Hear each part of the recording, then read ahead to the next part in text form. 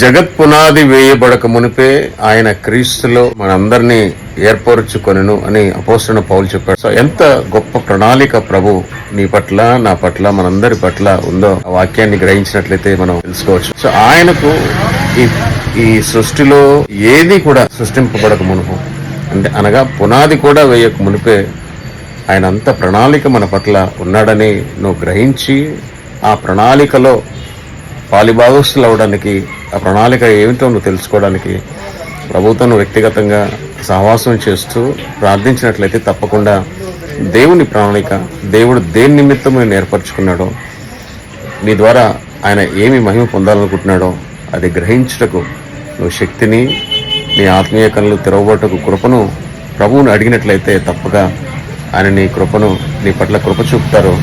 నీ జీవితంలో గొప్ప మార్పు కలుగుతుందని ప్రభు జ్ఞాపకం చేస్తున్నారు. తెలుసుకోవాలి.